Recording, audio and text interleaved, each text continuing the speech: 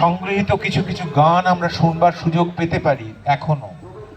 সেখানে আপনারা লক্ষ্য করবেন যে শক্তির কবিতার বলয়ে যে আকুতি, জীবনের সঙ্গে মেলবার, জীবনকে আবিষ্কার করবার, এবং যে নিরবচ্ছিন্ন কাব্যস্রোত, অন্তরাত্মাকে বিধে যাওয়া যে শব্দ ভাণ্ডার, তার সঙ্গে এই গায়ক শক্তির আকুতির কি অপূর্ব এক আনুবীক্ষণিক মিল রয়েছে, আনুপূর্বিক মিল রয়েছে। এই দুটিকে কখনো আলাদা করে দেখা যায় না। একবার মধ্যরাতে শক্তি ফিরছেন, এক অপূর্ব রাজস্বিক যাপন ভঙ্গিমা ছিল তার, আপনারা জানেন। তার কাছে তখন ট্যাক্সিতে ফিরে আসছেন, ফিরে এসে ট্যাক্সি চালককে পয়সা দেওয়ার সময় দেখছেন 4 টাকা কম আছে তার কাছে। খেয়াল করুন, সেই সময়ে 4 টাকা খুব কম কথা নয়। শক্তি অনায়াসেই তার পকেটে থাকা অবশিষ্ট টাকাটা ট্যাক্সি চালকের হাতে ধরিয়ে দিয়ে তার গালটা নেড়ে আদর করে দিয়ে বলছেন, আজ আর নেই রে মানা, পরে একদিন নিয়ে নিস। এবং সেই ট্যাক্সি চালকও বশীভূত হয়ে তার দেওয়া টাকাটুকু নিয়ে হাসতে হাসতে বাড়ি ফিরে যাচ্ছে। একবার কল্পনা করুন, এই অলৌকিক শক্তি তো যে কোনো মানুষের থাকে না। শক্তির এক হিন্দি ভাষী বন্ধু ছিলেন, তিনিও কবিতা লিখতেন। তার স্ত্রী লক্ষ্মী শক্তির জন্য রুটি বানিয়ে রাখতেন, শক্তি মাঝে মাঝে হানা দিতেন। তারপর ট্রান্সফার হয়ে যান সেই লক্ষ্মীর হাজব্যান্ড অন্য রাজ্যে। তখনও লক্ষ্মী রয়ে যান এখানে ছেলে মেয়েদের পড়াশোনার কারণে।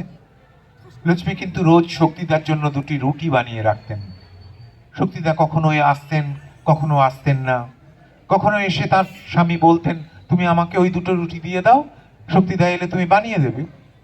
লক্ষ্মী বলতেন, না, ও রুটি 2টো তোমাকে তো দেওয়া যাবে না, আমি তোমাকে বানিয়ে দিচ্ছি, ও 2টো আমার। শক্তিদা যদি মাঝরাতে আসে কি খাবে? মানুষের সঙ্গে মানুষের যোগাযোগ, সংযোগ কতখানি মরমী হলে একজন কবি ভালোবাসার এই স্পর্শ সুখ পান। আজকের এই প্লাস্টিক হয়ে যাওয়া সময়ে, আজকের এই ভীষণভাবে রোবোটিক একটা জীবনশৈলীর ভেতর দাঁড়িয়ে আপনাদের একবার ভেবে দেখতে অনুরোধ করব। একবার শক্তির উপর বিষ্ণুপাল চৌধুরী একটি ভিডিও ফিল্ম তুলছেন, ঝাড়খণ্ডে গেছেন।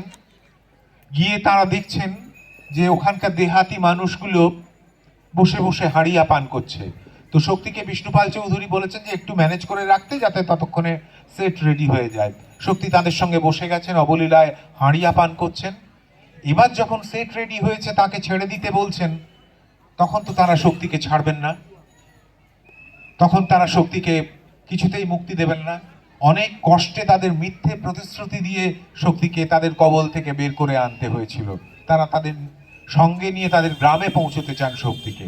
ভাবুন, ওইটুকু সময়ের আলাপেই মানুষের অন্তর্লোকে কেমন করে পৌঁছে যেতে পারতেন কবি শক্তি চট্টোপাধ্যায়। আর বেশিক্ষণ আপনাদেরকে